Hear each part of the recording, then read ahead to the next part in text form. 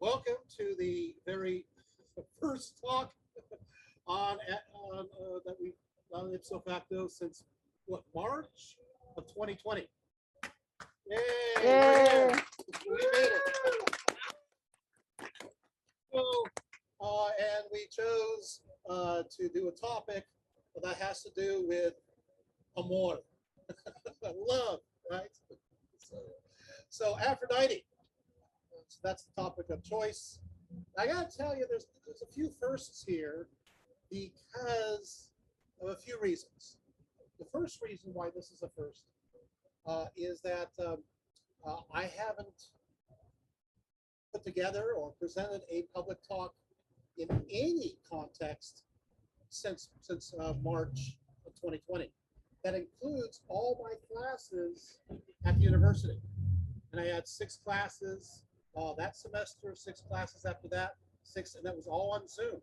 So this is the first time I'm actually in person since March of 2020 in every way. So that kind of makes it a big deal for me. The second reason why this is a first happens to be it's the first time that it is a hybrid situation. While I have done Zoom, in this case, we have, as the car revs up in the background, we we have people online that are listening, and of course people who are live in this TV audience. That's right. We'll throw things at me, okay? All right. This is the third reason why you're thinking. Well, there's a third reason why this is new. Yes, because we're doing this hybrid outside. So altogether, a very different situation. But let's go on and talk about, as the lights go out, let's go ahead and talk about Aphrodite. So, because I have not decided not to wear my contacts today, it was such a hot day, I will sometimes be doing this. Probably not that close, but every now and then you have to understand, a little dark, but we should be okay. So Aphrodite is a multifaceted goddess. But after this talk, you may have some different opinions of her that you ordinarily would not have had before this presentation. Yes, I know when you think of Aphrodite, we think of romantic love, and passion, and that love is exciting and new. Come aboard, Aphrodite's expecting you. Sorry, I feel a song coming up. I better stop. The point of the matter is that Aphrodite and the concept of love is a little different from how we understand it from the Western perspective. So we're going to go there, if you don't mind. I mean, yes, she is connected to the instigation of sexual arousal. That is true. She is the seductress in many ways. She is also the patron goddess of warriors. She is declared as Inanna, which is the armed one. She's also connected to the ocean, Pontia, of the sea. And she is even invoked to call peace to the community. But having said that, she is also an instigator of strife. She really does mixes things up, so to speak. So she is also known as the one who is the charities. That means that she is the joy giver. And once you get too happy about that, she's also known as the epistotrophia. What is that? She is the head twister. She is the one that just seems to confuse you. When you fall in love or feel passion, you don't quite think straight. But you can thank Aphrodite for that. So there you go. She is both a chthonic goddess of the underworld and this earth. In that case, she is the Pandemos, but she's also the Uranus. She is the goddess of the heavens. So she kind of mixes things up. Is she a Titan? Is she an Olympian? And the answer is, of course, as I always say, Yes. So she is definitely hard to define. But when we talk about love, and she is considered as the goddess of love, the problem is that how do we understand this love? What is love? What's love got to do with it? Now, the point of the matter is that the difficulty is anachronisms. The thing is that we read our concepts and ideas of love into that of the ancient mind. And the problem in Greek is that you have 7, but I can only mention 4 words for love. And Aphrodite is connected to one of them. You got Philea love, just think of Philea fish, just kidding. Philadelphia, you know, brotherly love. It's a friendship love. It's a committed love, and it can be a love that is deeper in many ways. So you have that kind of love. You have another love that's called storge love. That's kind of a love that's so natural. A parent has that for their child in many cases. So just you naturally love that person. It's your kid. It's your mom. It's your dad. But it can move into other areas. You got agape love. Agape love, that's a sacrificial love. That is a selfless love. You put some other people first, everything else. Aphrodite is not connected to any of those. But there is a love that she's connected to, and that's Eros. Eros, it is a desirous sexual love that's passionate. It's a kind of love that brings people together, and the result are offspring in that sense. So this is the kind of love that she does represent in many ways. She is connected to the ideas of seduction, right? So we got to be very careful. So it is sexual drive. Now that's going to be important in many other areas. So sexual desire, drive, physical desire.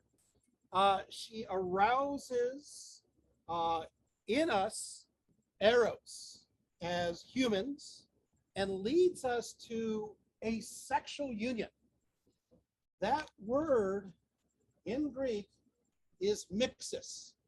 So something to memorize, mixus. That is the mixing of bodies. It's the mixings of these powers of potency. So it doesn't really fit with the modern notions of romantic love, right? It is, but it is, in a sense, it is what brings people together in order to create something. Now that's important. I was vague. You're going, it brings people together in order to bring about something. You're going, well, obviously, that is sexual union. That is offspring. But not necessarily. It fits more than that. It is a passion that brings people together as individuals, whether it be male, female, male, female, or it could also bring communities together. And they use the same word, mixus, with a sense of passion, and it brings harmony in the community. Isn't that fascinating? So it's that same drive, right? So I know it's not all the idea of sexual love. Of course, in connection to sexual love, we have the idea of charis, which is the word for seduction. And this power is not always fair. So you're going to have, in connection to this, you're going to have Helen of Troy, right? You're going to have Pandora, right? So there is a direct link between human fertility and the prosperity of the land, right? So it was the obligation for young people to get married, not just because of their own intimacy in order to bring about offspring, but it is believed that that exact same energy, the energeia, also spreads to the production of the land itself and the harvests. In a sense, it's almost like magic. Well, it is magic, right? So the potency that is shared between the couple, the mixus, the energeia, has a way to spread to the prosperity of the land. Is this interesting? So you have these kind of concepts. It's they will use lots of sexual metaphors. You'll have Uranus of heaven connecting to Gaia of the earth. And the idea is Uranus is the rain, which of course has a connection to the male and semen. Got it? And that fertilizes the soil that is receptive. And of course, that represents, of course, the female aspect. So the land takes in the rain and produces life. So if you're young, disregard the idea of mixes, of marriage. Your community could be in trouble in an agricultural sense. Isn't it interesting? It's like, hey, how come the harvest didn't work out? Well, you're not showing your proper respect to Aphrodite within your own community. Is this interesting? Is this making sense? So there's reasons why, but it's a whole nother concept of how to understand Aphrodite, right? So you will see there's actually an early image of Aphrodite that has the inscription that says it's Aphrodite. It was a red figure classical vase, and it shows Aphrodite rising from the black soil. Shows her rising forth from the black soil in many of the same ways as Persephone or Cora. She's rising from the black soil. And of course, this kind of puzzles scholars, especially because she's between Pan and Hermes. But it turns out there's other figures of like that. But that means that she is connected to, in a chthonic sense, connected to the black soil that is to be fertilized by Uranus. And of course, we could talk about Uranus or Uranus. I just take care of that one. That's my pet peeve. If you ever heard me before, that's my pet peeve. So I'll take care of it right now.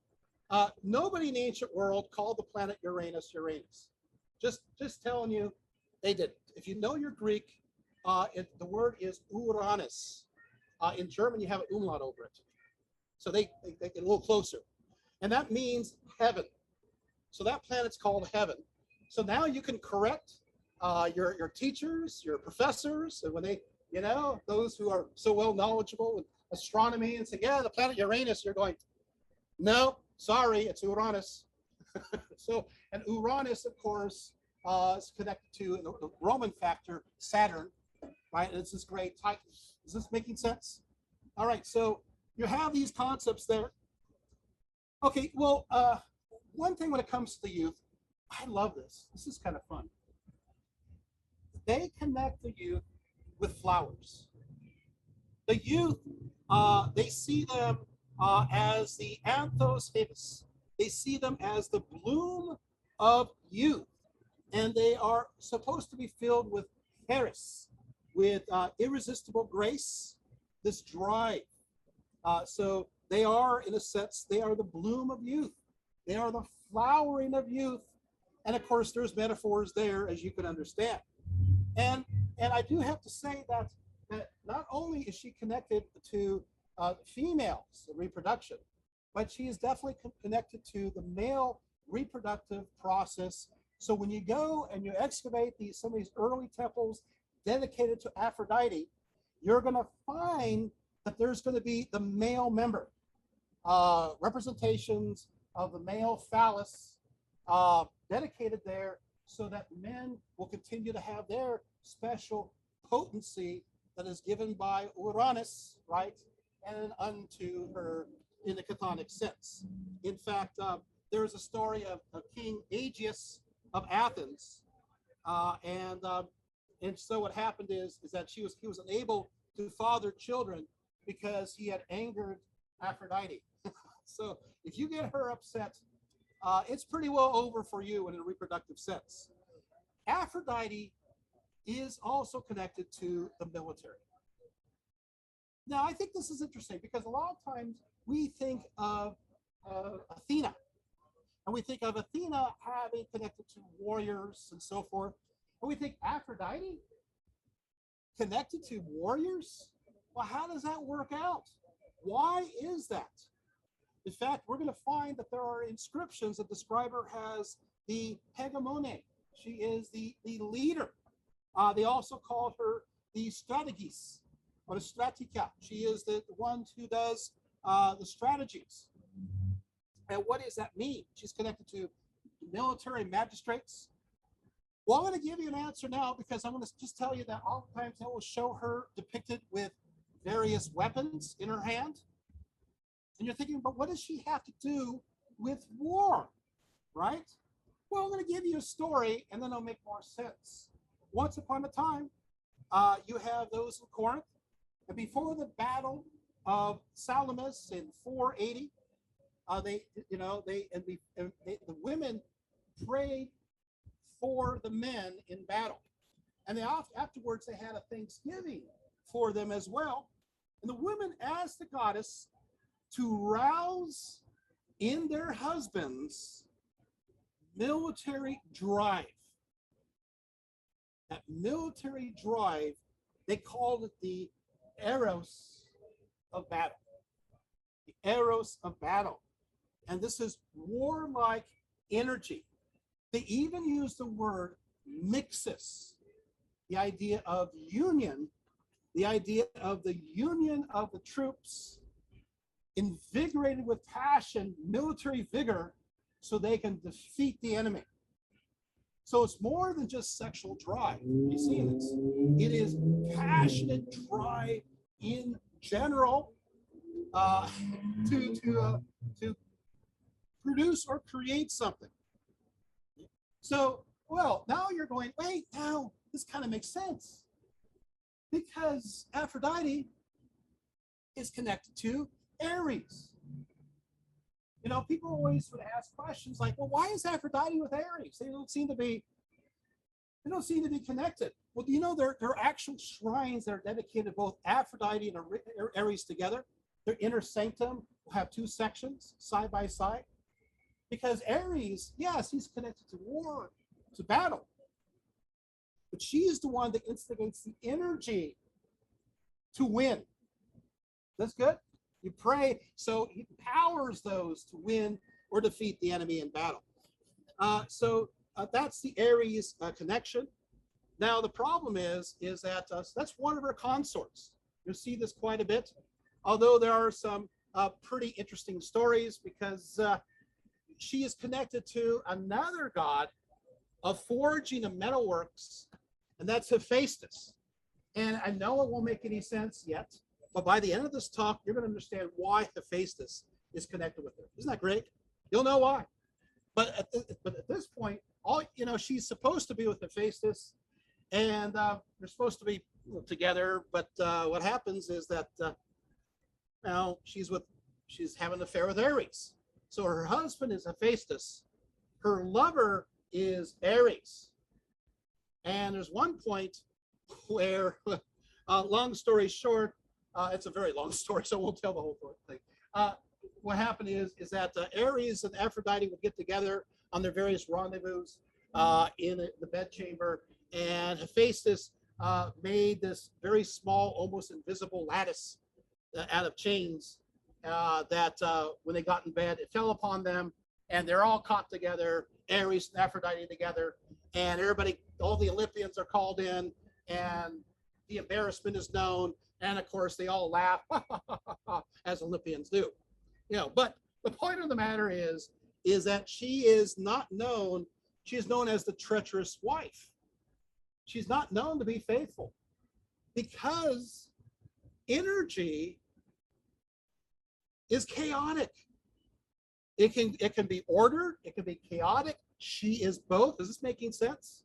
So she is connected. Yeah, she's connected to marriage, but she's also connected to any kind of activity that is inspiring passion, whether it be sex or whether it be holding the community together through a great speech.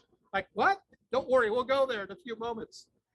So what happens is that Aphrodite is known as the Pandemos, you know, of all the people. This is kind of a chthonic aspect. And she is worshipped alongside of Patho. Patho. Who's Patho? Divine persuasion. Now you go, what? Wait, divine persuasion. So what happens is that within the context of the community, right, various politicians and various speakers have to talk with the heart. They have to talk with passion to convince, to persuade people to do certain kinds of actions in order to create a harmonious community. And she's the one that's pretty cool. She's the one who inspires pathos, you know, inspires this connecting. So the commingling or the cohesion of the body politic. That's her realm as well. So sex, yes, unity, but also civil unity as well. And they use the same word over and over again, as they did with the military, and that is mixus, union. She's also the goddess of seafaring. And of course, and you can see, because as long story short again, because she's connected to the foam of the castrated sky god Uranus. Don't worry, we'll go there in a little bit. She's oftentimes riding a swan or a goose over the waters, and that's Aphrodite. She is called up to when it comes to not only catching fish, but also in military battles at sea. This is why you're going to see Aphrodite worship at various ports all along the Asia Minor as well as Greece, because Aphrodite is connected to the sea in connection to military victories. Is this making sense? Yeah, so a lot of people go, why? This is a goddess of love. What is she doing by the sea? Why are they having temples by the sea, like in Corinth and other places? Or the Aphrodite temple in Ephesus nearby, it was Artemis was one by Aphrodite is by the sea. Why is that? It's because of this particular reason. So she creates the harmony, however, because she is both chthonic and she's of the sky, Uranus. Because of that, we need the ocean to be still. We need the sky and sea to be calm. Well, where does her roots go back to? And so where does she, well, you have to kind of go all the way back to the goddess by the name of Inanna. Right? Now, of course, Inanna, she is the Lady of Heaven. She goes back to the 4th millennium, BCE, also known as Ishtar, right? She is, guess what? Inanna is a goddess of love and war. There we go. It seems to be a contradiction. But now you're seeing this connection to Aphrodite. Oh my God, love and war put together. The warlike characteristic we can actually date when it comes into her character is around 2390 BCE from an inscription. She has this violent lust for power in many ways, but she's not a goddess of marriage. Inanna was not a goddess of marriage. She was a goddess of the sexual act itself. That's it. In fact, Akkadian inscriptions define the fact that she is connected to, just like in ancient Greece, she's connected to the energy, the potency, the passion that inspires things. In fact, while the Greeks have mixus, there's a word I'm going to give you that is in Akkadian. The word is kusbu. K-U-Z-B-U. What does that mean? Sexual potency, allure, energy, it's the same. You see the link between Inanna? And of course, yes, you can invoke Inanna for both war and love. It goes together just like they would do with Aphrodite. There is a connection. She entices lovers to embrace, to have intercourse, but she does not seem to encourage marriage. She's not about that. There are other goddesses in Mesopotamia that are connected to marriage. It just, that's not her area. And it's the same, you know, even though in Greece, she's connected to marriage in an official sense, still, she doesn't seem to follow those guidelines herself. Not at all. She's a very, not the greatest representation of faithfulness. So there we have it. So Inanna is connected to sacred marriage, but not in the way you think.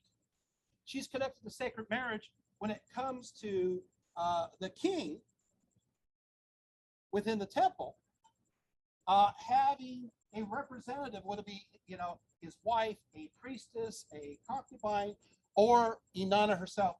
And through that action, what happens is state and religion, the civic realm and nature come together through that action.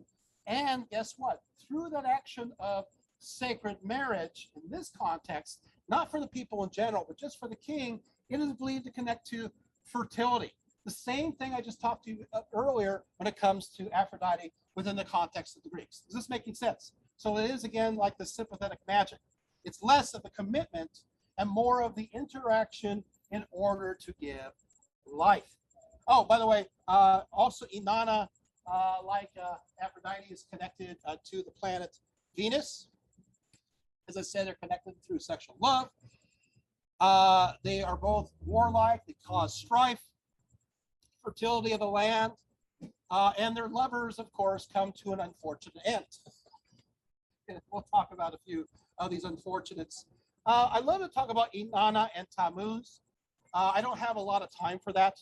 I'm just going to say that there's a parallel between Inanna and Tammuz and Aphrodite and Adonis.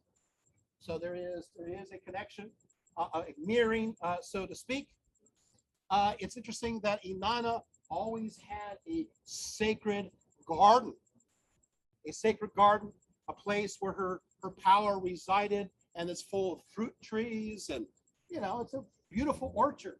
That idea continues on to Aphrodite, and Aphrodite also has sacred gardens. Her temples always had sacred gardens, but also was known for its fruits, its pomegranates and apples. This is good, right? It's making sense. So there you have it. Of course, I do have to digress a little bit when it comes to Inanna, and I would just say that Inanna has within her garden a hulupu tree, and a hulupu tree, this is kind of a willow tree, and here there were various creatures that lived there. So you have a serpent at the base, you have a zoo bird at the top, and in the middle, you have what's called a Lilith, or Lilitu, which is like an owl. And those are the three parts. Of course, the story goes, is Belgames, which is kind of like Gilgamesh. He cuts down this tree, and Inanna makes it into her throne.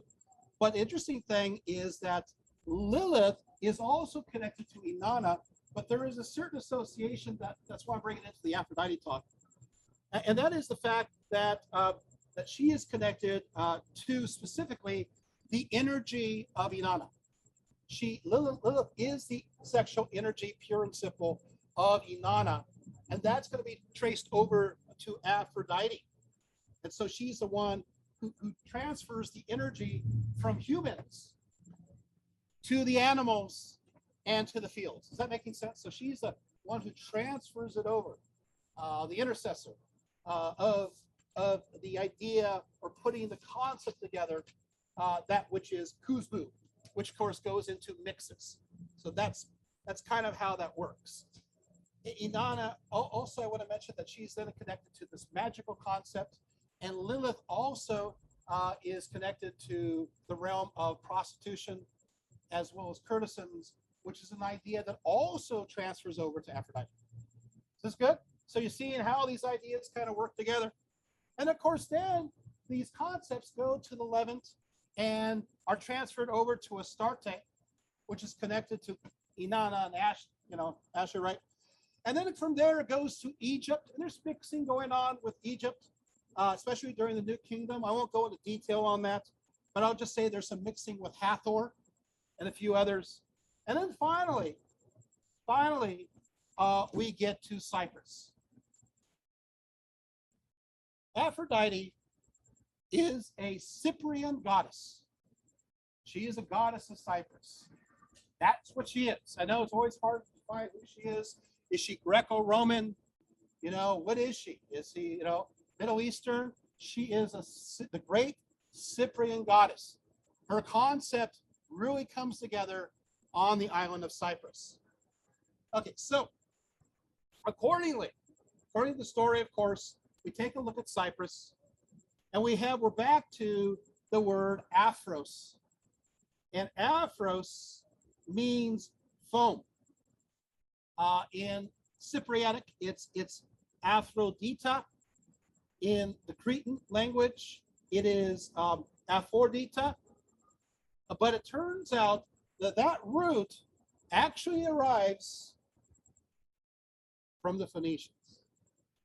The Phoenicians bring that word over, and when they brought the cult over from the Near East. And where do they bring it from? Now it's interesting because we have two ancient writers that agree on something, but also the ancient inscriptions also agree on this, and you're going to see it everywhere. So whether it's true or not, I'm not going to say. What I can say is they believe this during the Greek and Roman period. Both Herodotus and Pausanias say that Aphrodite's oldest non-Greek temple comes from Ascalon. Ascalon. Where's Ascalon? I've actually been to Ascalon. It is on the Gaza Strip, which is today in disputed territory. Tap dance. And so what happens is, there it is. I've visited the ruins. It's kind of cool, but there was a temple dedicated there to the Astarte or Ashtart. But it's interesting because according to the Greeks and the Romans and writers at that time, this is the origin of where this cult spread to Cyprus. So according to them, it is from the Middle East. That's good. So she is not a Greek goddess. Sorry. She is not a Roman goddess. She is a Cyprian goddess connected to the Middle East. Is this good? Is this helpful? That's why she's so strange. She doesn't quite fit in, right? So the Phoenicians, right? And of course, this area of southwestern Cyprus was Paphos, is where the Phoenicians happened to settle. And we know that through archaeology. So we have archaeological confirmation of the same thing.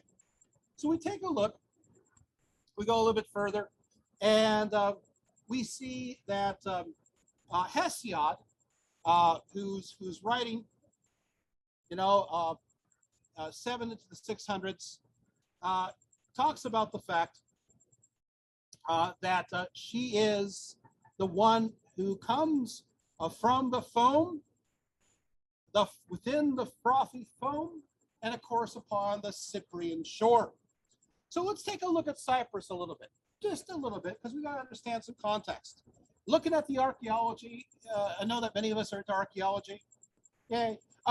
Taking a look at this, we realize that in the 4th century BCE, the southwestern part of Cyprus, especially around Paphos, P-A-P-H-O-S, is known for its plethora, I always want to use that word, of female figurines.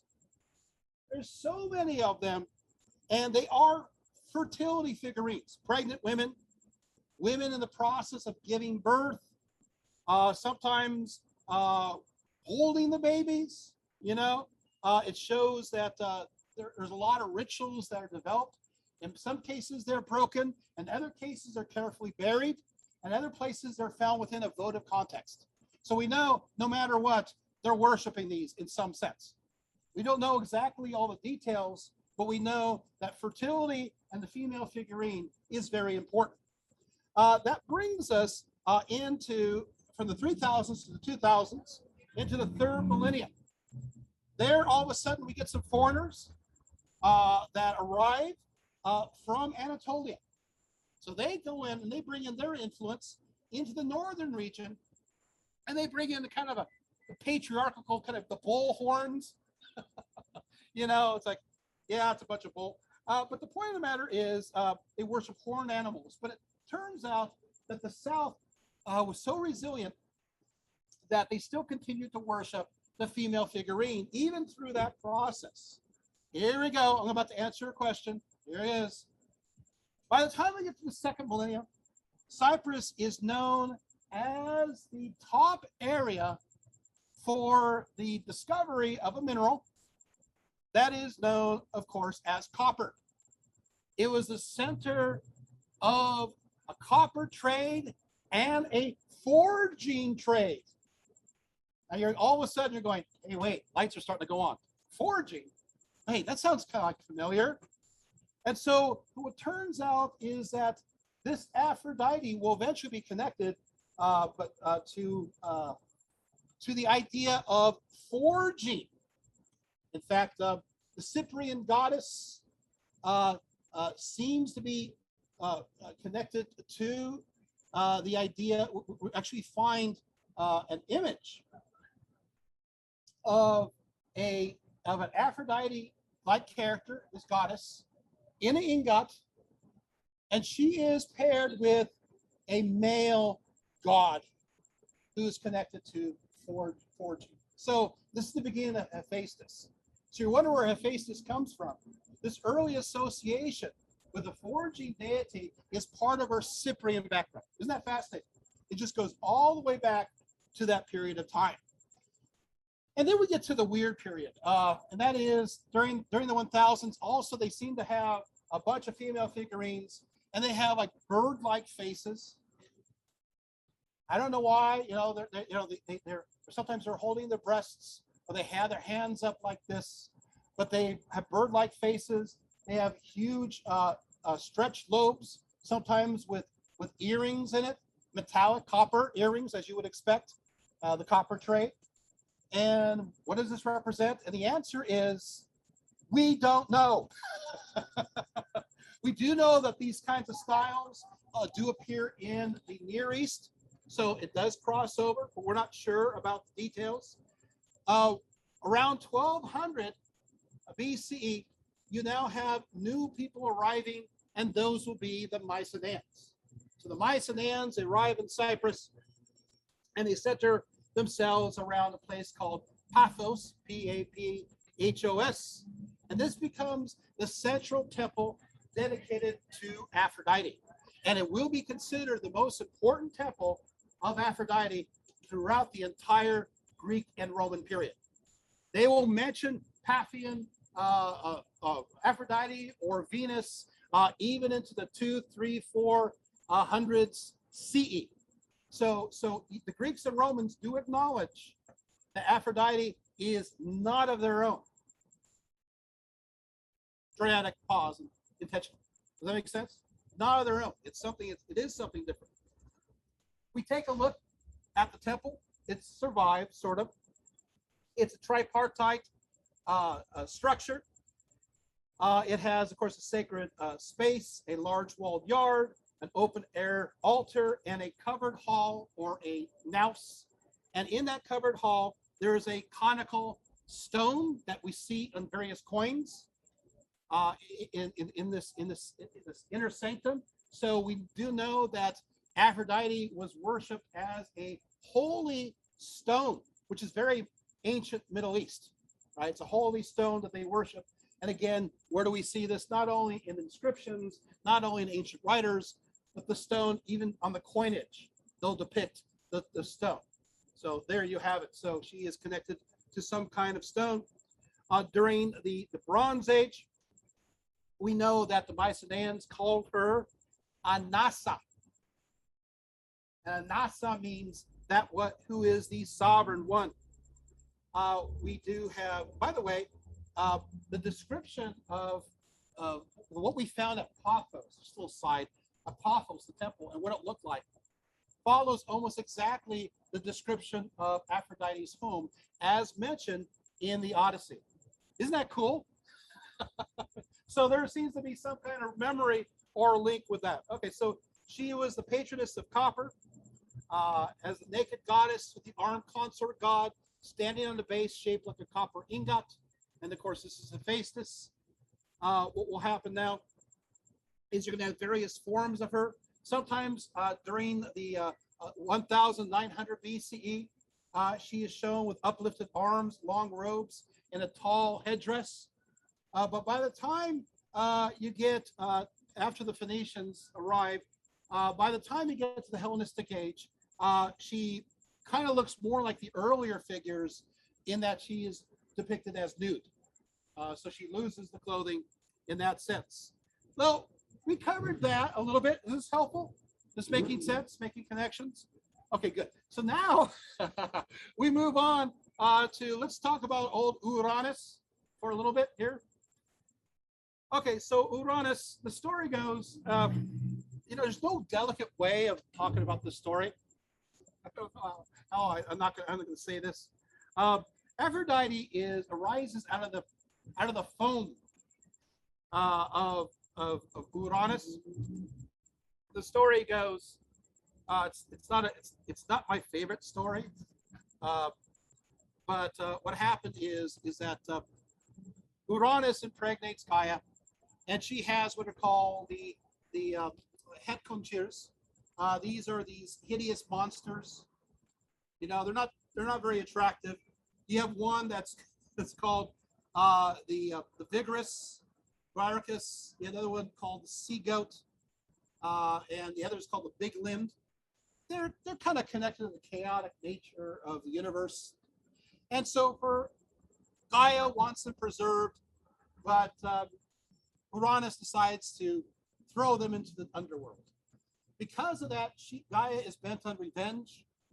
And so she tries to convince her kids to take things into their own hands. And the only one that seems to listen is Kronos. So what Kronos does is takes a flint and he cuts off his member, cuts off Dad's member. And so that's what happens. So this member kind of, so as a result of this castration, the blood turns into the Furies and giants. So okay, looks like he gets more giants out of this. That's a giant mistake. And the Milae, which are the mild nymphs around the ash trees. Meanwhile, his testicles fall into the sea and create a foam from the semen. And that's where Aphrodite comes from. That's her origin. So she is I could just read this, but I won't. Just know that's what happens. And all I can say is, ow. This is not the only story like this. The Hurrian religion, another Indo-European, has the sky god Anu, who also had his members removed by his son Kumbaris, and so spat out 3 deities. Yeah. Anyway, just know that this story is not unique. It's there. So that is one possible origin. You may not know, but the Iliad has another kind of story. That she actually has a mom. That name is Diane, D-I-O-N-E, Titan mother. Mentioned in the Iliad. What does Diane mean? Just means goddess. That's all it means. Nothing really special, or maybe it is special. Some say, it's, as far as that is concerned, that gets a little bit controversial. But you have Dion. You have other stories that connect Aphrodite's being born from an egg in the Syrian version of the story. Okay, and as I mentioned, because of this, Aphrodite is Titan. She's Olympian. She is of the heavens. She's the underworld, the earth. She connects to all these areas, but she is still an outsider. She is still a Cyprian goddess. And then we enter into the time of the Iliad. And at this point, I got to tell you a story. It's called the beauty contest. It does pertain to what we're going. So before the Iliad, you have this is the context now. We're moving into the Homeric age. So we're following contextually. We're kind of going through the history here. So what happens is that well, there's a marriage. It's going to be supposedly it's going to be a happy marriage between Thetis and Peleus, and everybody gathers up in Olympia. Everybody is invited to this wedding except for Eris. Now, I don't know why Eris is not invited. I mean, yes, she is the goddess of strife and discord, but why can't she be invited to this wonderful, lovely wedding on the top of Mount Olympus? Well, she's kind of upset by this. And so what she does is that she goes to the garden of Hesperides, and she picks an apple. And she inscribes on it, in Greek, of course, obviously, to the fairest. And then she throws this apple in through the gates, and it rolls before the wedding. And of course, people are looking at this golden apple rolling forth. And Hera goes, to the fairest, the most beautiful. Obviously, that's me. And then Athena says, no, to the fairest. Obviously, that's me. Aphrodite's all to the fairest. Well, of course, that's me. So they're fighting back and forth, and they're asking, hey, Zeus, tell us, which one of us is this apple for? Now, Zeus, never usually politically correct, but in this case, he's going to be very politically correct. He knows who he was with at night. He knows he's in danger. You don't choose between three goddesses, even if you're the father of the gods. So he says, you know what? I know somebody who'll be able to judge. He's a great guy. You'll like him a lot. And in fact, he was able to judge another situation that I was in before when it comes to a bullfight. Ares be one bull, Zeus the other. So I think this guy will work. He is one of the 50 sons of King Priam of Troy, and his name is Paris. He'll know. So, of course, the three goddesses, they show up on Paris's doorstep. Probably not on his doorstep. But they show up, and go, so which one is this apple for? You know what? I would never want to be in that position. That is not a position you want to be in, because there's no way to win. Then the three decide to use various inducements, because, there's haggling going on. This is still moving into the ancient Near East. Are you guys getting a little haggling? They're going, hey, So Hera says, if you choose me, I'm going to make you a great king. Is that going to work for you? And then Athena says, you know what? If you choose me, I'm going to make you a great warrior. And then finally, Aphrodite says, if you choose me, I'm going to give you the most beautiful woman in the world. Well, guess what Paris chooses? That's right. Helen of Troy. Yeah, the most beautiful. But there's a few problems here. Little minor notes, caveat, the problem is that she's married to Menelaus. That's a problem. The other part is ancient writers have mentioned the fact that Aphrodite cheated. What do you mean cheated? Isn't that enough? Here we go. It turned out that she used special magical enchantments. She went back to Paphos, and what she did is that she had herself, by the graces, made more beautiful. And she actually radiated this beautiful glow. And they saw flowers, all right, flowers over her head. So I mean, he looks at her, it's like, it radiates all this light. There's flowers, and get this, and the sound of music.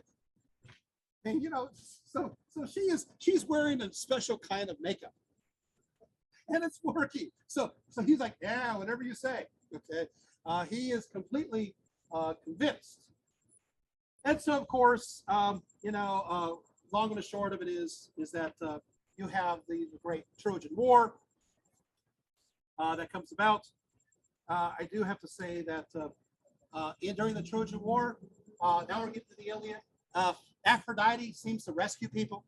She rescues Paris from Menelaus at one point in the battle, and then whisks him, from the deathbed all the way to the wonderful marriage bed, or the bed with his wife Helen. That's kind of sweet, So he's fighting a battle, looks like he's going to lose, and all of a sudden he's in his wife's bed. Thanks, Aphrodite. The other one didn't work out as well. That was she's fighting against there's Diomedes against Aeneas, and Aeneas is one of the great founders of Rome. And it looks like that she saves Aeneas, but Diomedes, this great hero of the Greeks, actually injures Aphrodite on her hand, and she bleeds. And then Ares, as you would expect, jumps in to defend her, and he's attacked. And Ares said, "Hey, come on, dude! You can't fight the gods. you're kind of overstepping your bound." But the fact that Aphrodite can get injured shows you that patriarchy is taking place, and she's becoming a little weaker in the epic sense. Does that make sense? That she's more vulnerable than she should be. And why would Ares need to be there to defend her? So there's some changes going on a little bit there. Okay. When it comes to the very first Greek inscription connected to Aphrodite, we found it on a drinking cup from the late 8th century. That's pretty early. And this is what the drinking cup says. It says, "I am Nestor's wine cup." I always kind of worry when your wine cup talks to you. Already, things may not be going too well. "I am Nestor's wine cup, good to drink from. Whoever drinks from this wine cup, beautifully crowned Aphrodite, will seize him immediately." Possess it. Are you seeing this? You got the passion, the energeia already. You can feel it there. So there it is. You have, of course, back to Hesiod, works and days. And Aphrodite is connected to Pandora. Remember Pandora's box? She is the one who Aphrodite shed the grace upon Pandora's head, and cruel longing and cares that weary the limbs for men. So she is the one who creates the desirous aspect of women to men, so that they can no longer, according to the Hesiod, think clearly and be filled with a sense of passion. So she is the temptress in this sense. And then we have, of course, a weird story that you'll never hear, so I'll tell you it anyway. And that is that there, you're thinking all stories that have to do with Aphrodite are going to turn out bad.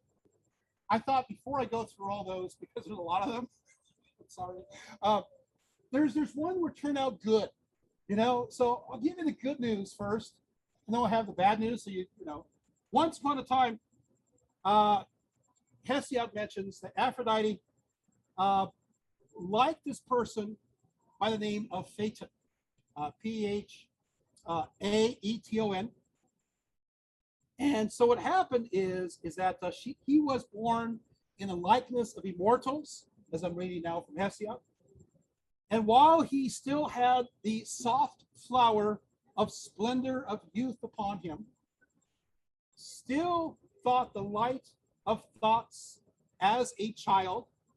I'm reading the ancient right. Aphrodite, the lover of laughter, swooped down and caught him away and set him in her holy temple to be her nocturnal temple keeper, a divine spirit, daemon deus. So here's the good news, right? She fell in love, she liked this guy, she turned him into a divine spirit. Isn't that great? You know, and to serve her in her temple. Okay, so he's kind of a slave, but yeah, still maybe a happy ending, right? That's the best ending that we're going to get here. So live with it. Okay, so let's get to some of these other stories. We'll get to the next story. Is not so bad. It's okay. So maybe not as happy ending as that one. And that is Aphrodite and Acanthus. And so what happened is that Aphrodite, she started boasting the fact that she put together all of these couples together that didn't really want to get together, but she did. And she said, I could do this with anybody. I mean, she kind of bragged a little too much to all her fellow Olympians. And everybody got, quote, weary of her boasts. So Zeus had enough. And so Zeus ignited, this is a quote, Zeus ignited her passion for the Trojan hero Anchises, basically to give her a taste of her own medicine. You're gonna fall in love with a mortal. Okay, so what happened is now she's in love with Acanthus, and so she uses all her wiles to make him fall in love with her. She has herself disguised as a Phrygian princess, and she even made up a story. You know, she said to him, "My father wants me to marry you because you are noble.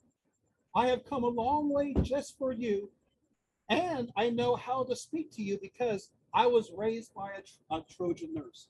So Acanthus, how can you resist Aphrodite, right? And so you can see what's going to happen. According to the sources, they made love for the next 2 weeks straight. That's a long time.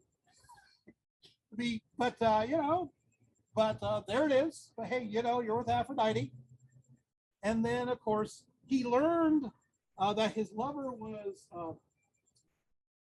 Aphrodite. Guess how many months later? Anybody know? How many months later? 9 months later. You got it. Yes, right.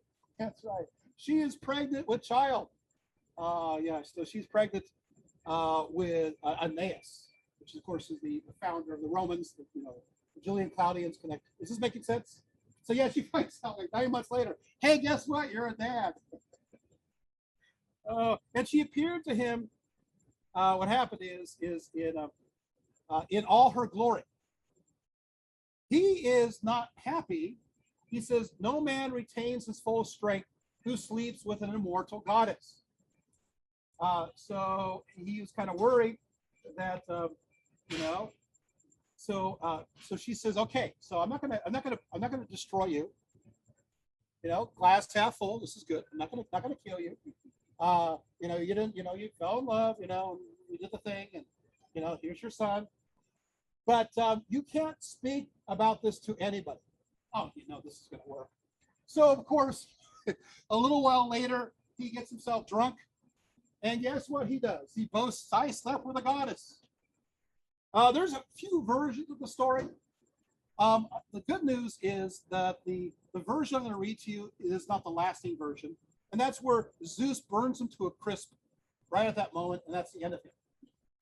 But that's not the version that's going to survive, because as we all know, Anchises is Aeneas' father, and so the other version is that he's made a little lame, literally lame, but he marries again, and they have kids, and then he becomes the father of the underworld in the Aeneid. Does that make sense? So that's the Roman version. So kind of okay, but limping around a little bit, and there you have it. Is that a good story? Right? Yeah. Oh, then we have the Pygmalion story. Oh, this is fun. I love telling stories because it does illustrate so much. You're learning a lot about Aphrodite just through these stories. So I mean, this is your because I kind of describe who she is, but let's look into how she acts within that context by way of these stories. Ovid tells the story of Pygmalion and Aphrodite, and what happened is, by the way, at her cult site in Cyprus, you probably expected this. There were three women that denied her divinity, the divinity of Aphrodite, even though they're serving within this temple in the cult place. They don't give the goddess their due, and so Aphrodite's not too happy with them. And so what happens is that they start to become transformed into very vain women that how do I explain this? They lose all sense of shame. They lose the power to blush, they say, and the blood hardened in their cheeks so that their faces became hard like flint. Isn't that an interesting description? So they become like these stone faces, and they're just so obsessed with themselves, and there's no shame, and of course they go into prostitution and so forth.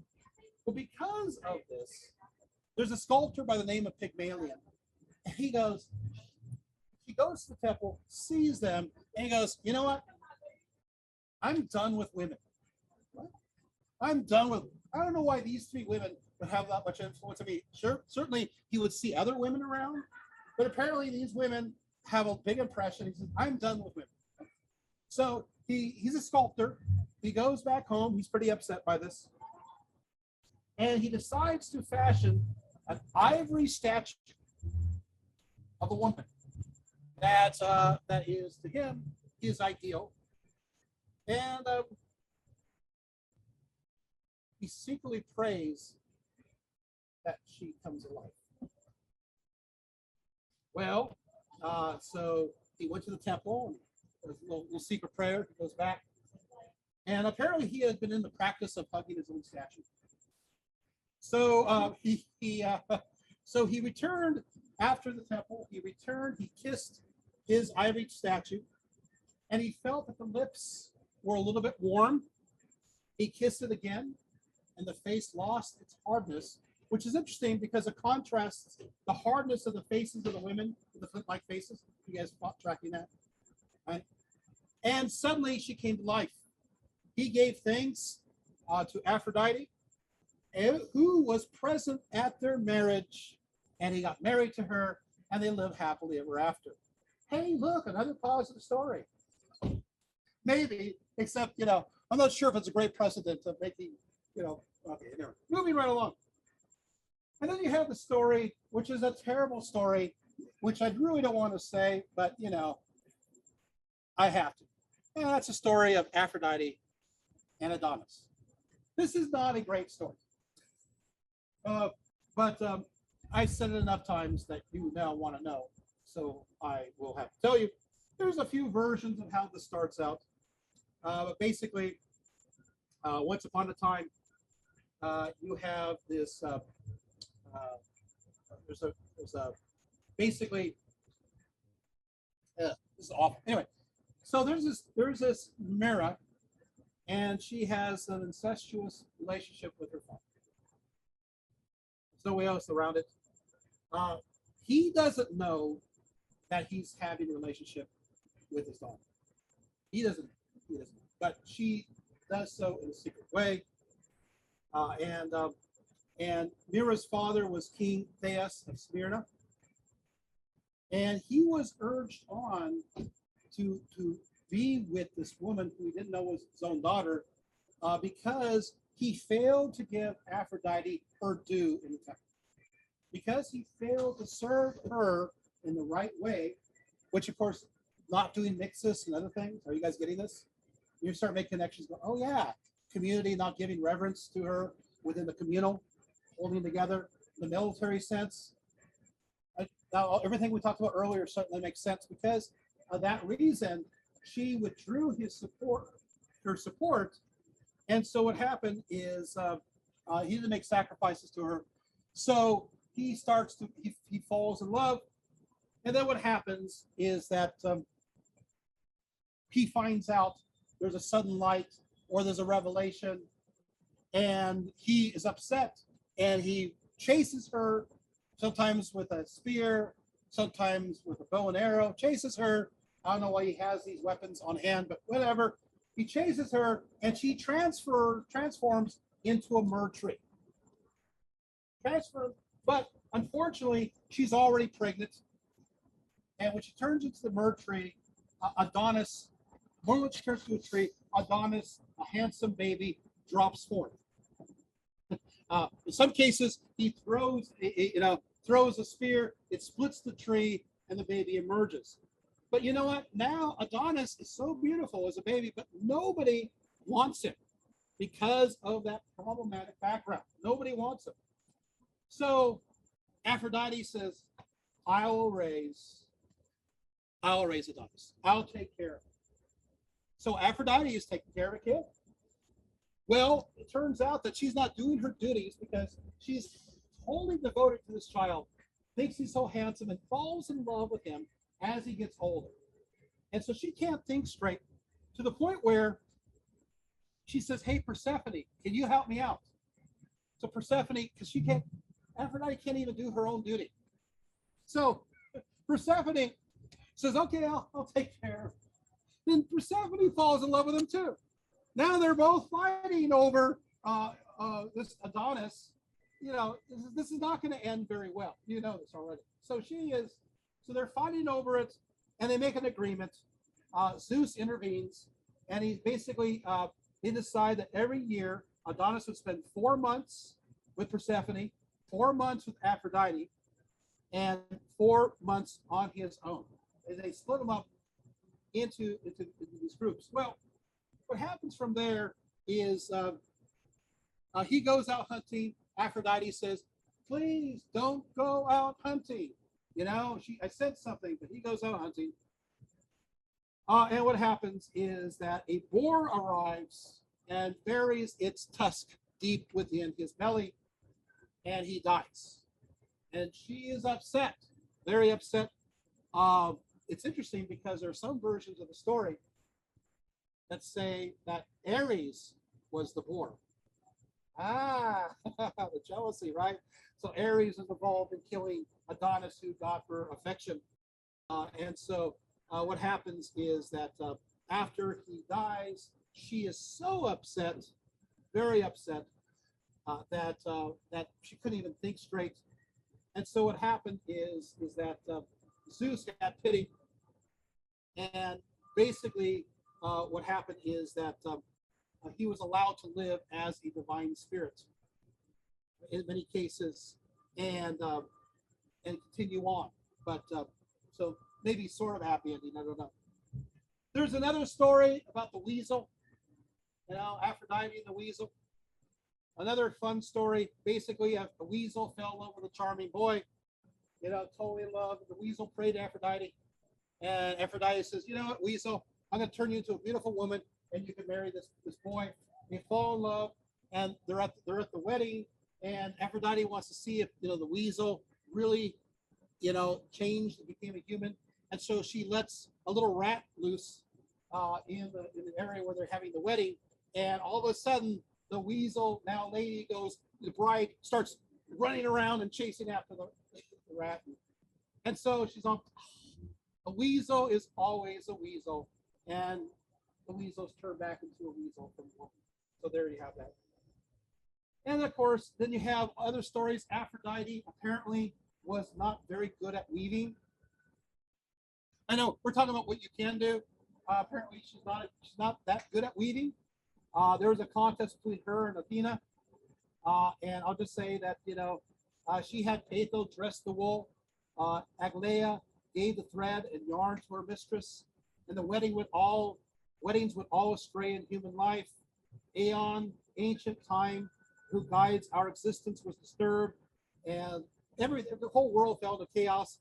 And all at the same time, she still wasn't able to weave very well.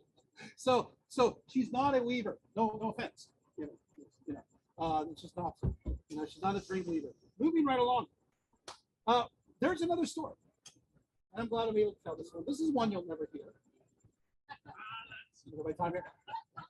And we're having some jovial moments up there. This is a story that takes place in Ephesus.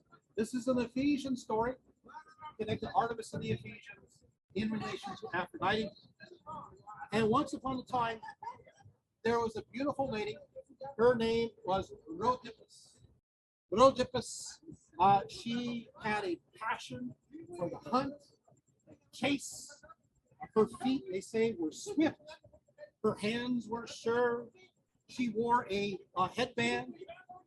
She hitched up her chitin to her knees. She clipped her hair short like a man, according to this.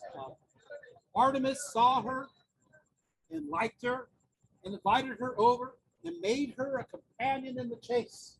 And the two, had loved each other. The two women would go out hunting together. And Rhodippus said something that she swore to Artemis that she would never take a man. I'm not going to take a man.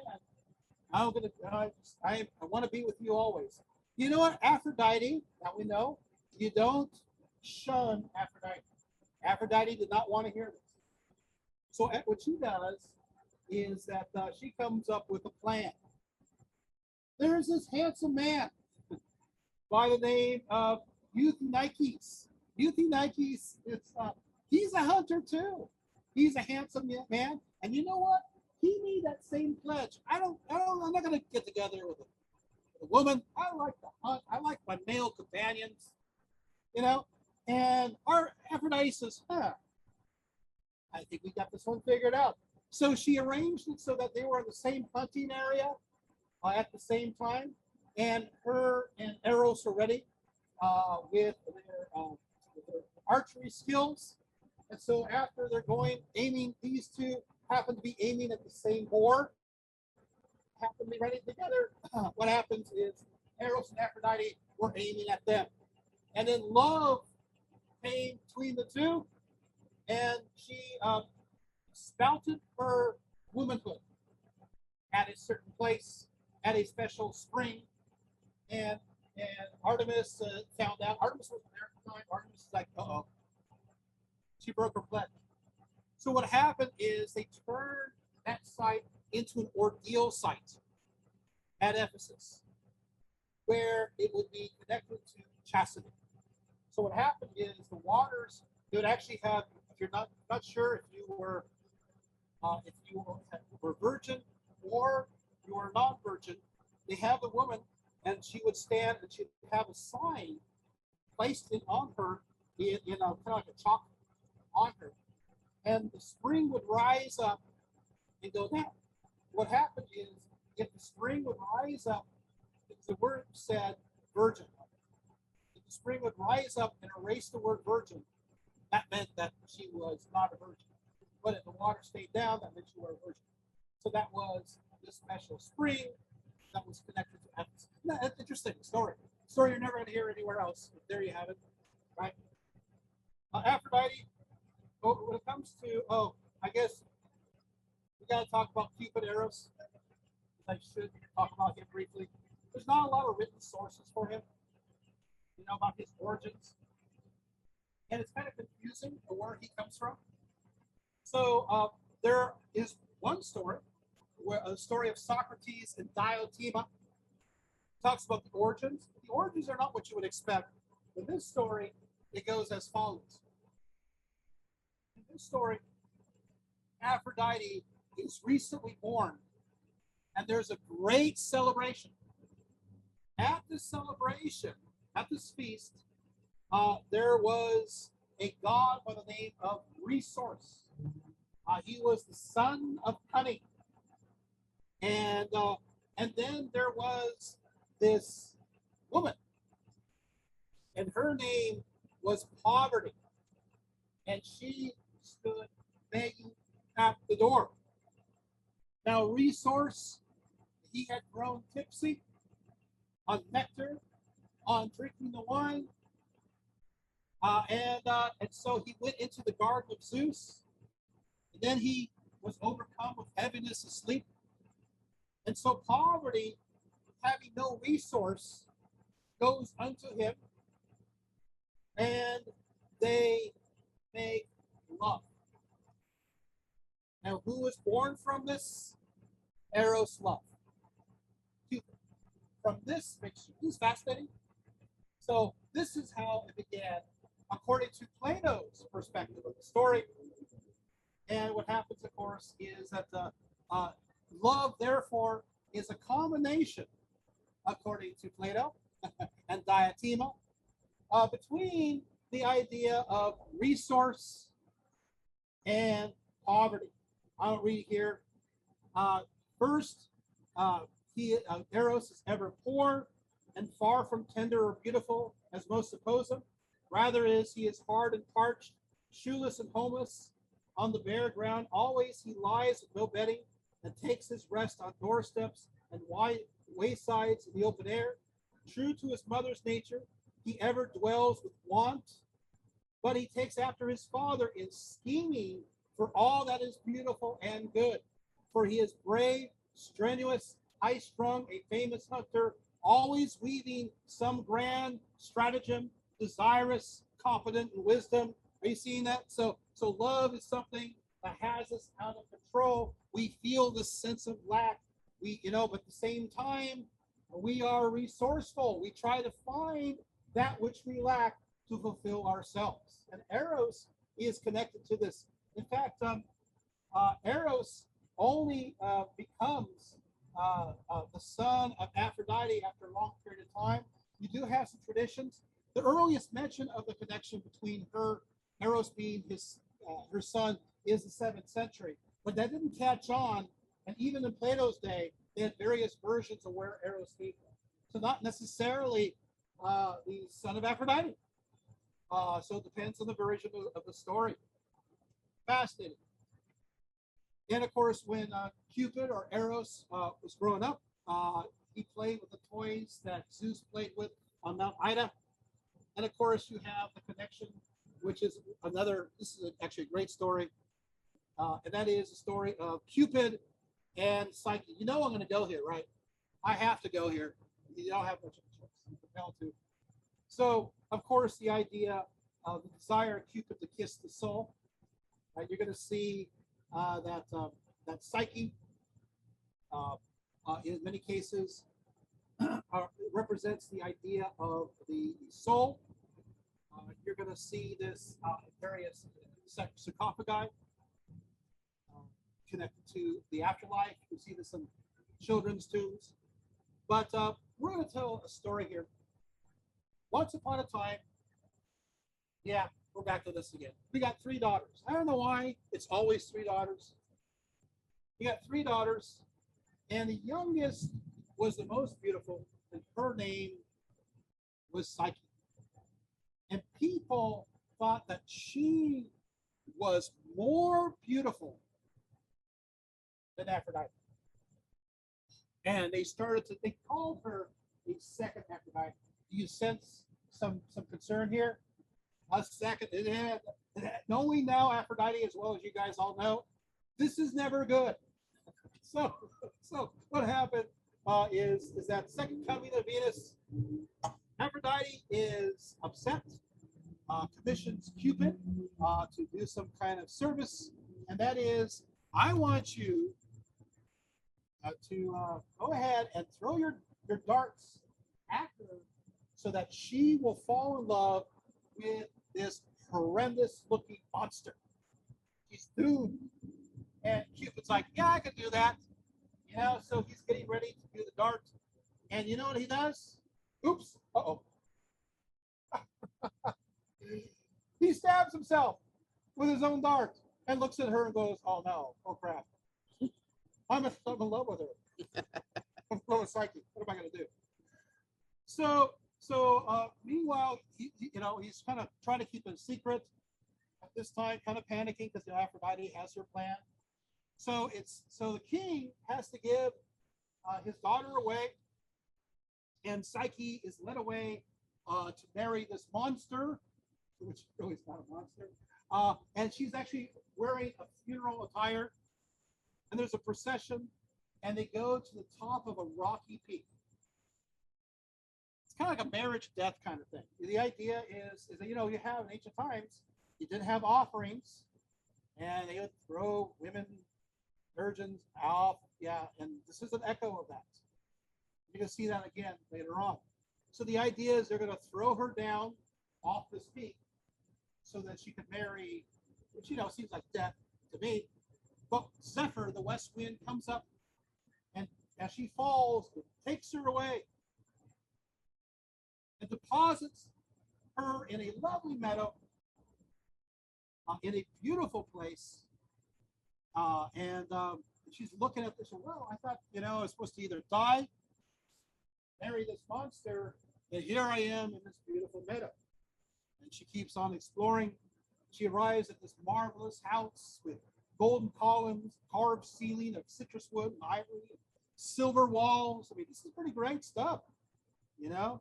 A disembodied voice tells her to make herself feel comfortable. I'm not sure if I'd feel very comfortable if a disembodied voice would say, make yourself comfortable. I'd feel very uncomfortable. But anyway, and so she's entertained by a feast that serves itself. It almost sounds like a Disney, doesn't it? Or is it just me? Okay, so the feast serves her. That's great. She's guided to the bedroom. And there in the cloak of darkness, there's this figure that comes in. Apparently, you know, the monster, as promised. And she is consummated and becomes soon pregnant. In fact, this happened a lot. You know, he's there every night. He's in love with her. So what happens is that the family suspects that she didn't die because, hello, a wind turned her away. And so the other two daughters, they want to go visit. They're feeling very homesick. So because of this, they were permitted to visit. So they go visit her in this beautiful place, and they go, "Wow, you have it pretty nice here." Yeah. So who's the guy? Who's the monster? And she's like, "I haven't seen him. Haven't seen him. You know, you should be able to see. I mean, look, give you a nice life here." Kind of jealous. Well, okay. So why don't you make a plan to see him? And so what she does is that they leave in the middle of the night. You know, obviously, Cupid and her kind of get it on. In the middle of the night, he's sleeping, and she gets an oil lamp and a dagger to see who it is. And she sees this beautiful god. Oh, it's Cupid. And she goes, "Ah." What she does, and when she goes, "Ah," she drips the oil on him. It burns him, and he sees her and flies off. But the problem is, she also backed up and hit his dart that happened to be in his belt there. And so now she's in love. Now she's hopelessly in love with him. This is psyche. This is interesting. So now she starts wandering the earth looking for him. And meanwhile, she tells her sisters, this is so sad, tells her sisters that, hey, you know, I married a god. He's handsome. And, you know, but now he ran away. And these sisters thinking, hey, maybe they'll like me too. This is sad. So they go to the top of the mountain peak, and they go, take me. Ah.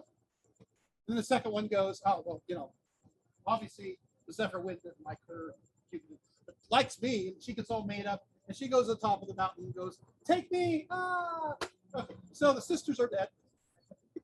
That's it for that. So meanwhile, she goes around doing good deeds for gods and goddesses, for Ceres and Juno.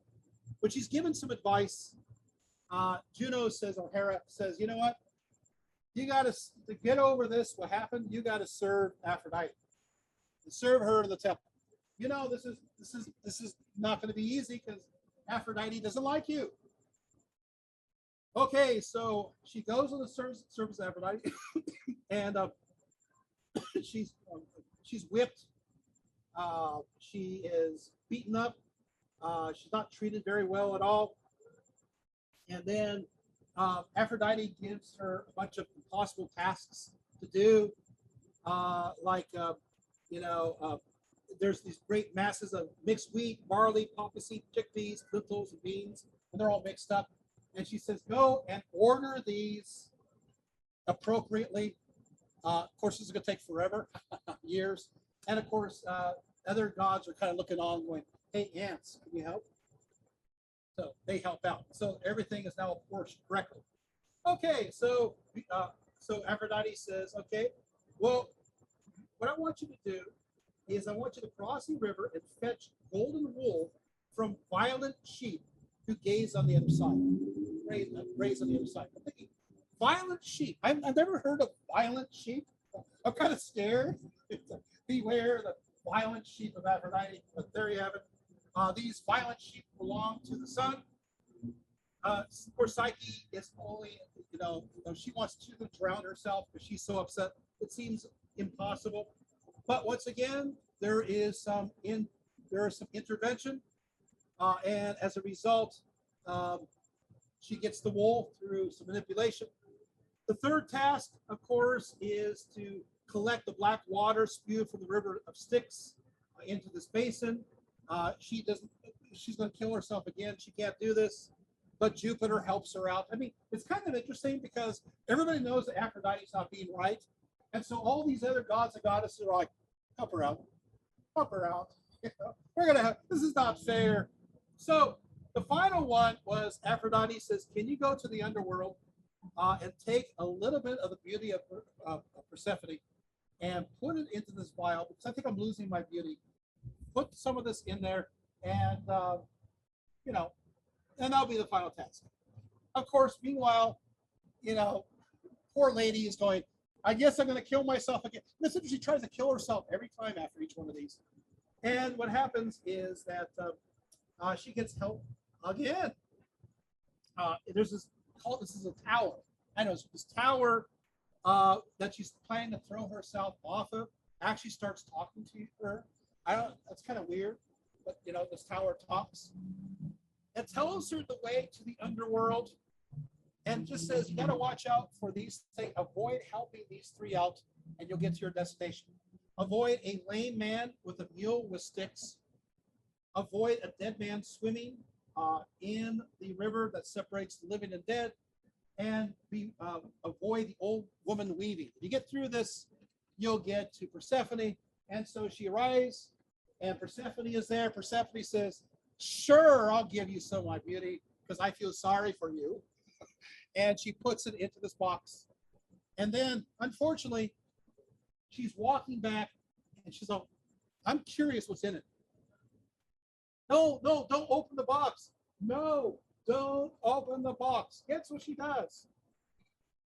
She opens the box. Oh, and so as a result, she falls asleep. Meanwhile, there is a meanwhile. Cupid has been held as prisoner now by Aphrodite because he loves, oh, I love her, I love her. He escapes. This hasn't happened. He escapes, and the long and the short of it is that Zeus says, "Okay." So Zeus is kind of fair.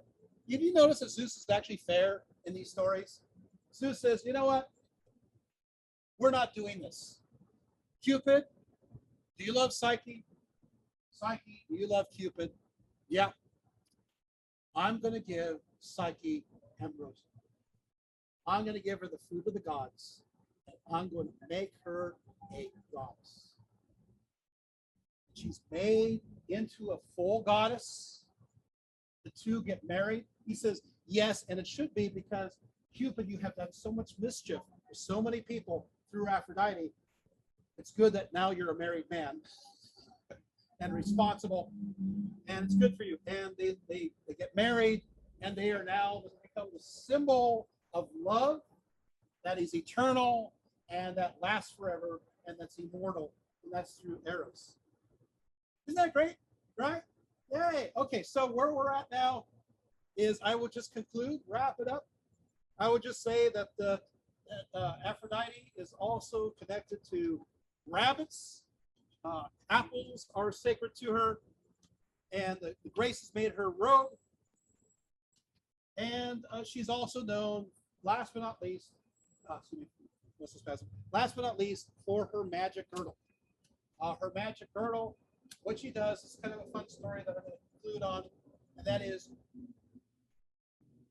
if there is a dispute between a couple fighting each other, you can pray for the magic girdle. And what it does is when she wears it, it ends the fighting, ends the disputes, and things happen. In fact, one time she lent out her magic girdle to Hera during, of course, the Iliad to keep Zeus distracted during the battle. She's wearing the girdle of Aphrodite. Is this fascinating? Obviously, Aphrodite is connected to all kinds of love, and there was a statue that was made of her at a place known as Canutus. It was originally created by Praxiteles. It was originally created for the citizens of Kos. He made two versions of the statue of Aphrodite. One was a statue that had her clothed, and one was a statue that had her unclothed. Kos took the clothed, and Canudos took the unclothed Venus, but it was so realistic and so beautiful that it became a tourist attraction from near and from far. People from all over the known world would visit the statue of Venus because they said it was just like Venus herself. In fact, we have ancient writings that mention the fact that Aphrodite herself, Venus herself, looked at the statue and says, "How do they do this? How do they capture my beauty?" But she did not destroy it.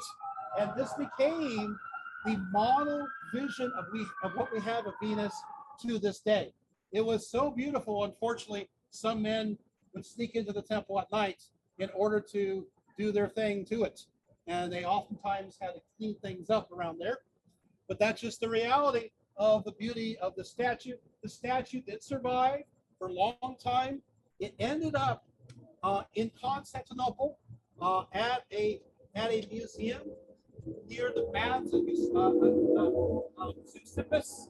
But unfortunately, in 475, there was a great fire and the statue was destroyed. But we have copies of the statue all over, including on the Capitoline Hill, the museum there. And you can see these statues. And this, of course, shows her with the beauty as the ancients saw her as. So if you're wanting a vision of what she looked like according to the ancients, all you have to do is Google, enter Canudos, Cnidius, Aphrodite, and you can see for yourself all of these copies. But Aphrodite is a goddess of so many different areas. And can I reduce her down to the most simplest of terms? And as you know, since this talk, you can do it too. And that is, she is energia. She is potency. She is that creative energy that brings cohesion, that brings things together, whether it is in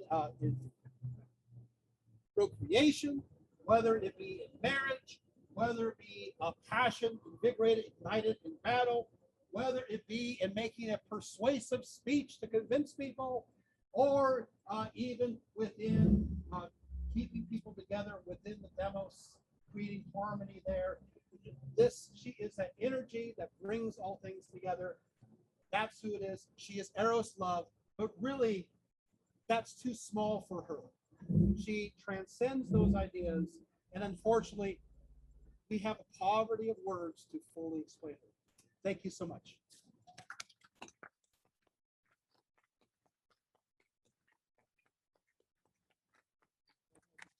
I get pictures of people.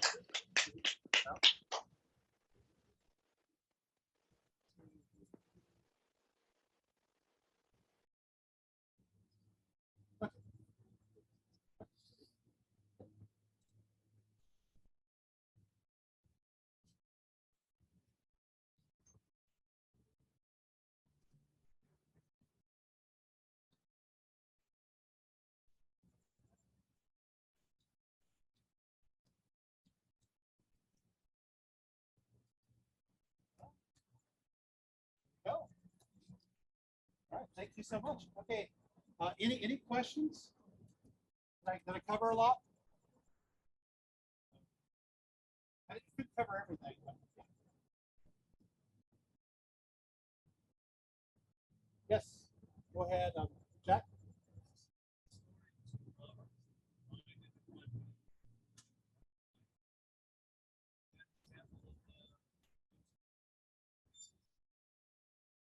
Anything that has to do with anything, it's a real easy answer. Anything that has to do with bringing those together in a sexual way, energy that way is part of the mysteries of Aphrodite and mixes. She, in a sense, is always that energy, no matter what. Does that make sense? She's that natural energy. So yes, I can easily say that that would be a connection.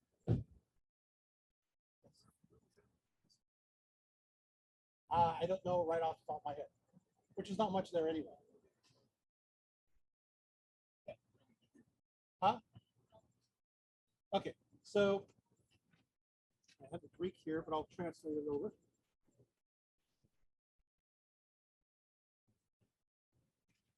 Okay, so I'll just say M-I-X-I-S. It's a he. Do you recall the name of Off the top of my head. That'd be a good word. I'm not answering anybody's questions. It's terrible. Yeah. It's the hubris. Any other questions? How tall are you? Oh, no. Where have we gone? Any questions online at all? Yeah. Yeah, I think this is a good, another good topic also I want to bring up is Athena. That'd be a fun one to do. Just kind of throwing that one out. So I could go back into the Mino and Mycenaean background. So on that one. Aphrodite is definitely an exotic, a goddess that somehow stumbled into the context of the Greco-Roman world. It just doesn't quite fit. You know, so you don't know what, you don't know what to do with it. And so because there's always this sense of this wildness about her, this unpredictability. And because she's always, even in their eyes, the Cypriotic goddess. She is a foreign import, which makes you really think how much of the pantheon are actually Greek. So much are from other sources. Because Artemis and Apollo are not Greek either. So we got to deal with that. And as it turns out, my Athena talk, Athena is not Greek. It turns out that Poseidon is not Greek. So what are we doing? You got Zeus, the sky god. Hey. You got Hades, who's like, Johnny come lately. Lately, he's later on. Demeter's not originally Greek either, so take her out too. I mean, we're losing Olympians. Facets is not originally Greek. The forger deity. Wow. Hey, we got Ares though. He's mentioned the Mycenaean records. Hey, that's wonderful. So again, you kind of wonder. So much of the pantheon happens to come from other sources, but Aphrodite is an anomalous one in so many different areas, and she does find herself in connection to, since she's the other outside of the Greeks, who said, hey, this may work for us. The Romans. They're thinking, yeah. So Casus, Aeneid escapes from Troy. Aeneas is the son of Aphrodite or Venus, and Acasus. This is going to work. And so their legacy, of course, obviously that legacy goes to Alba Longa, and then that line goes to Romulus and Remus, and then of course that line will go to Augustus Caesar, the Julia Claudians. And so they'll claim this line, and they'll claim that the blood of Venus is in their loins. This is fascinating. And they throw Ares in for free because what happens is that Romulus and Remus, who are connected to the line of Venus or Aphrodite, remember their mom Rhea was impregnated by of course Mars in this case, Ares, Mars, And so you got to understand that there's a connection there too. So you got Venus and Mars, or Aphrodite and Aries, going through these lines, and it legitimizes them. So we are not Greek. We are Roman. We come from this background. So just kind of a little fun little throw in. So that way they could be a part of the Iliad and the Odyssey legacy without being on the side of the Greeks. They could be on the other side of the Trojans and have legitimacy. Isn't that fun? So that's how they use it there. And then Aphrodite finds her way, or Venus finds her way into Christianity. So we have controversies there.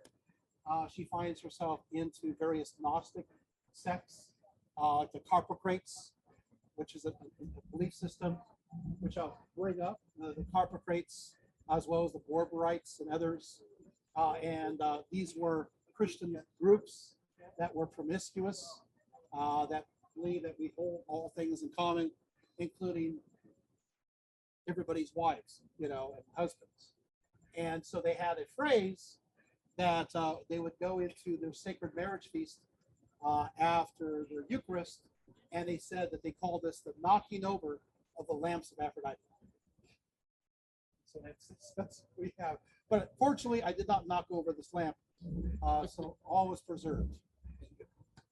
She associated the millennium, second millennium BC with planet still, even with whatever name they got. She is just like Inanna. Aphrodite, Venus is connected to the planet Venus. So they have to put her there because she's the goddess of Friday and that planet. She's there. Yep, always there. Okay. So so there's no getting rid of her. Yeah. Any other questions? Okay. All right. Well, we shall conclude. Thank you so much for coming here.